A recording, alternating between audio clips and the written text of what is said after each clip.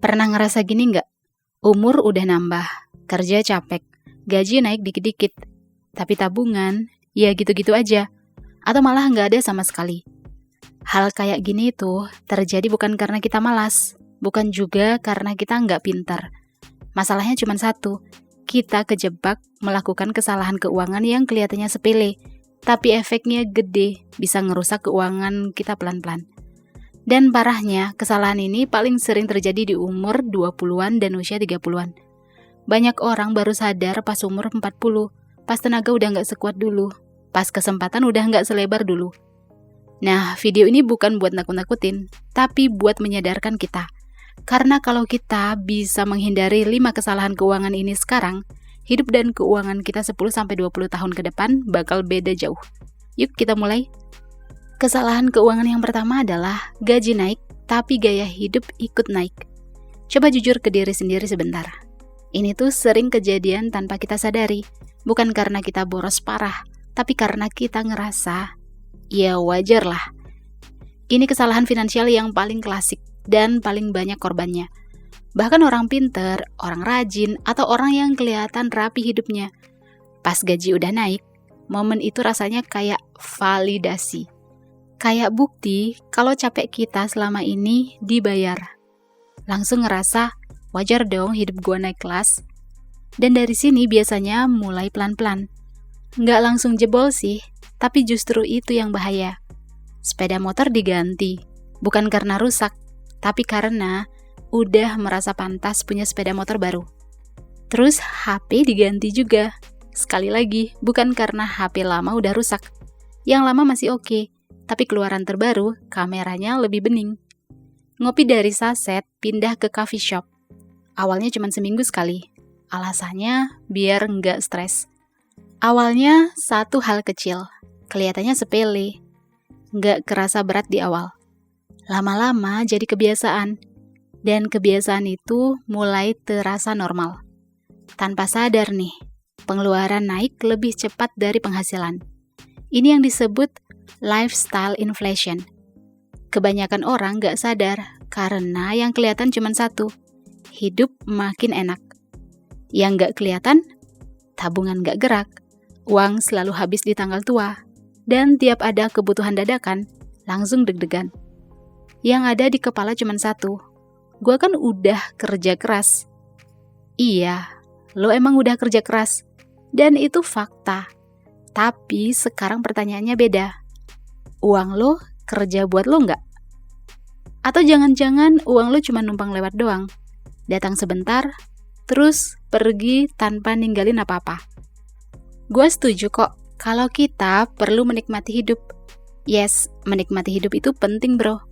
Tapi bukan berarti menikmati hidup tanpa kontrol, tanpa batas, tanpa aturan, tanpa mikir dampaknya ke depan. Akhirnya apa? Gaji 3 juta habis. Gaji 5 juta juga habis. Gaji 10 juta habis juga. Gajinya berubah, angkanya berubah, tapi ceritanya sama. Standar hidup naik, teman bilang lo udah sukses, udah hebat sekarang. Penampilan kelihatan mapan. Tapi standar keuangan nggak ikut naik. Dan ini bahaya banget. Ini kesalahan keuangan yang bikin banyak orang kelihatan sukses. Dari luar kelihatan aman. Padahal di dalam, keuangan malah rapuh. Satu masalah kecil aja cukup buat bikin panik. Sepeda motor rusak, orang tua butuh bantuan, atau kerjaan goyang dikit aja, langsung berasa, oh ternyata gue nggak seaman yang gue kira. Terus solusinya gimana? Tenang bro, ini bukan soal berhenti menikmati hidup. Bukan juga soal hidup susah, super ngirit, sampai ngerasa menderita.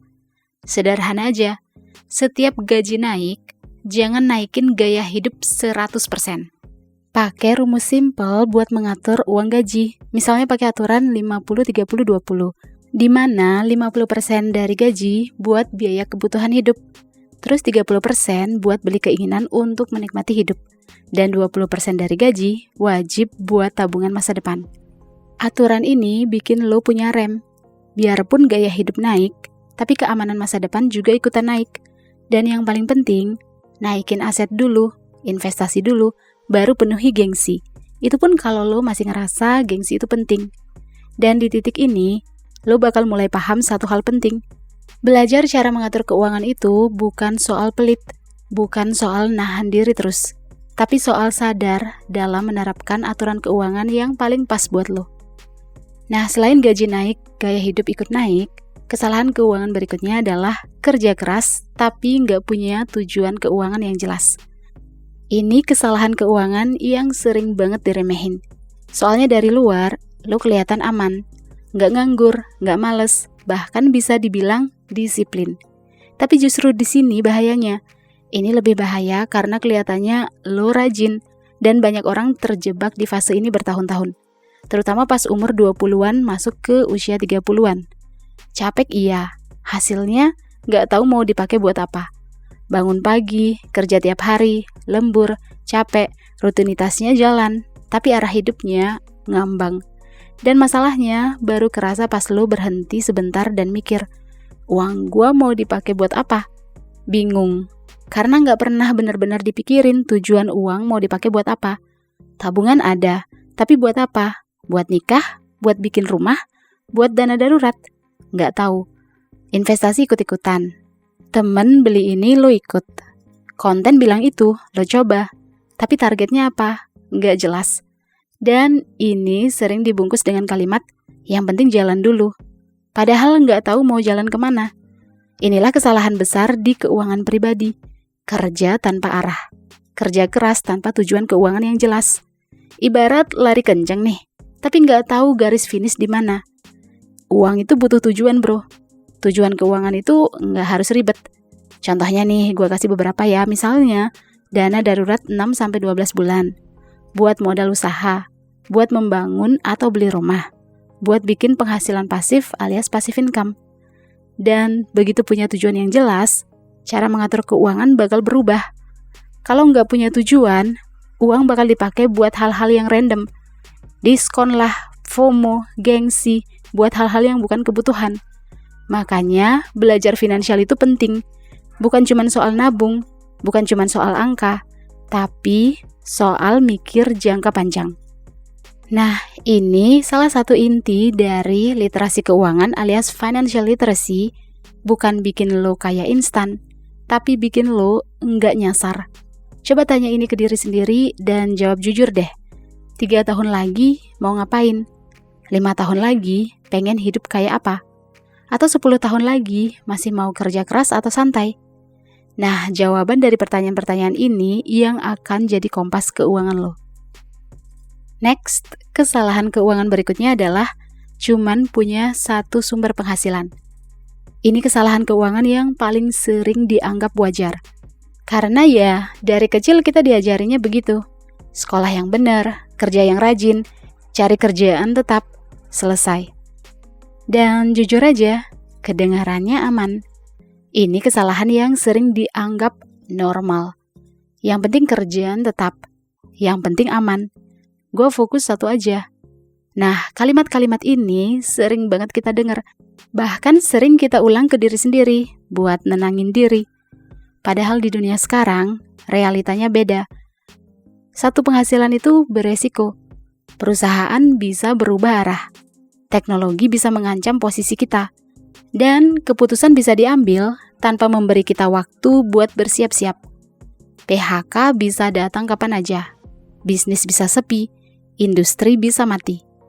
Ini kejadian nyata yang bisa terjadi di sekitar kita, bahkan kita sendiri bisa mengalaminya. Kalau satu sumber penghasilan itu tumbang, ya semua ikut tumbang. Yang tadinya tenang langsung kebawa panik. Tabungan kepake, mental drop, panik. Dan di titik ini banyak orang baru sadar, oh ternyata gue rapuh. Ini kenapa di usia 30-an banyak orang mulai merasakan beban keuangan.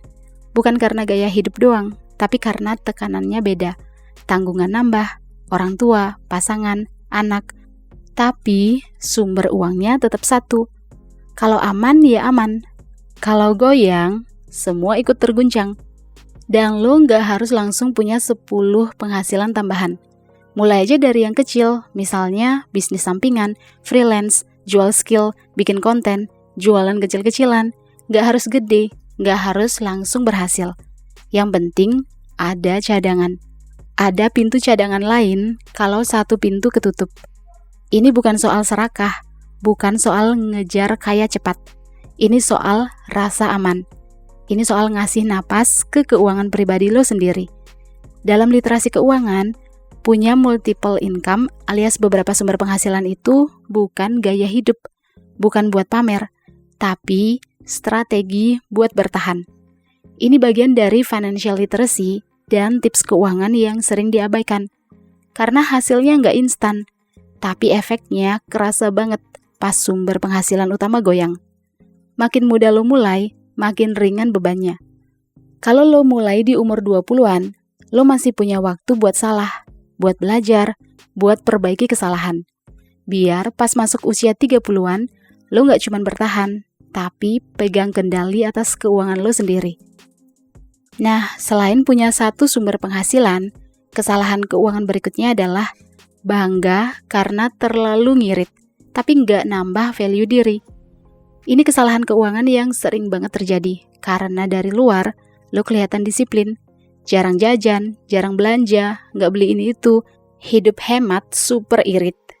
Bahkan sering dapat pujian, wah keren ya, lo bisa irit banget. Padahal di balik itu, ada jebakan yang nggak lo sadari. Karena kelihatannya aman, diam-diam bikin lo jadi stuck. Lo bangga, nggak pernah jajan, nggak pernah beli kursus, nggak mau keluar uang buat belajar.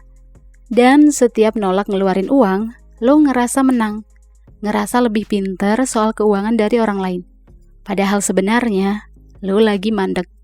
Mandek skill, mandek penghasilan, mandek peluang. Ngirit itu bagus.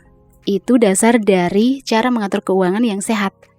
Tapi, kalau semua diiritin, termasuk ilmu, itu namanya miskin mindset. Dan ini sering kejadian di umur 20-an, karena masih ngerasa punya banyak waktu. Masalahnya, waktu tetap berjalan. Uang buat nongkrong sesekali sama teman-teman oke. Uang buat dipinjemin ke orang lain, boleh. Tapi, uang buat belajar skill atau upgrade skill, ngeluh dan bilang, buat belajar gitu doang mahal banget.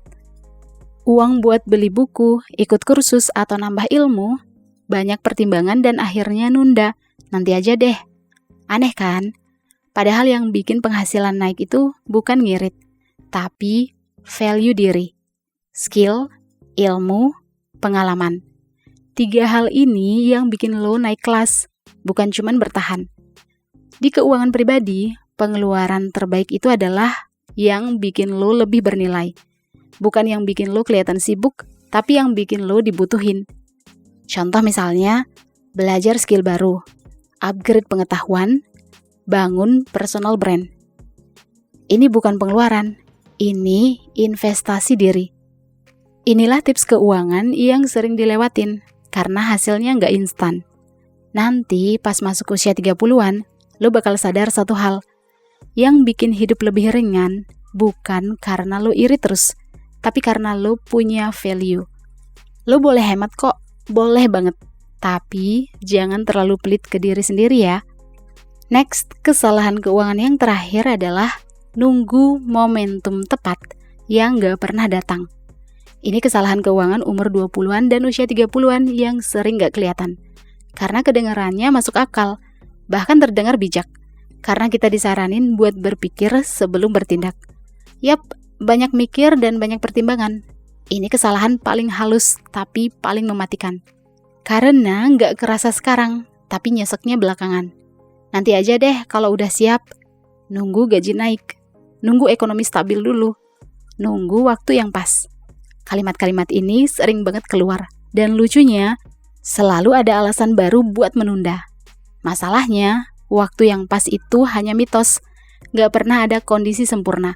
Kalau kita nunggu semuanya rapi, kita nggak bakal mulai apa-apa. Yang ada cuma 2 pilihan. Mulai sekarang atau menyesal nanti. Dan sayangnya banyak orang baru sadar pas sudah telat. Banyak orang di umur 20-an mikir, masih lama kok, baru juga 20 tahun, masih punya waktu, masih bisa santai, masih bisa nanti. Nah, pas masuk usia 30-an, mulai muncul kata-kata kayak, Harusnya mulai nabung, harusnya belajar lebih awal, harusnya nggak kebanyakan nunda. Yes, menunda itu mahal. Bukan mahal uangnya ya, tapi mahal waktunya. Karena waktu nggak bisa diulang. Dan di keuangan pribadi, waktu itu aset paling berharga. Mau mulai nabung? Mulai kecil nggak apa-apa. Daripada nunggu gede tapi nggak mulai-mulai. Mau belajar investasi? Mulai sambil jalan. Belajar pelan, salah nggak apa-apa. Belajar dari kesalahan. Mau bangun penghasilan tambahan? Mulai aja dulu, walau dalam kondisi berantakan. Nggak perlu rapi, nggak perlu sempurna. Yang penting jalan. Dalam financial literacy, aksi itu lebih penting dari nunggu waktu yang pas. Ini bagian dari literasi keuangan dan tips keuangan yang sering diabaikan. Karena orang terlalu fokus mencari momen terbaik. Padahal yang bikin kaya bukan nunggu, tapi konsisten. Sedikit, pelan, tapi jalan. Dan suatu hari nanti, lo bakal bersyukur karena lo nggak nunggu. Masalah keuangan itu jarang datang karena satu kesalahan besar. Biasanya karena banyak kesalahan-kesalahan kecil yang dibiarkan bertahun-tahun. Kalau lo masih di umur 20-an, lo beruntung. Kalau lo udah masuk di usia 30-an, lo belum telat. Bahkan usia 40-an ke atas pun belum telat buat mulai. Yang telat itu kalau lo nonton video ini tapi nggak ngelakuin apa-apa. Yuk mulai benahin keuangan pribadi kita, pelan-pelan.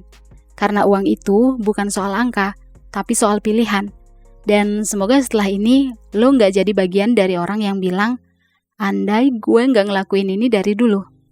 Kalau suka video kayak gini, share videonya, like dan subscribe channel Uang Ngalir Terus.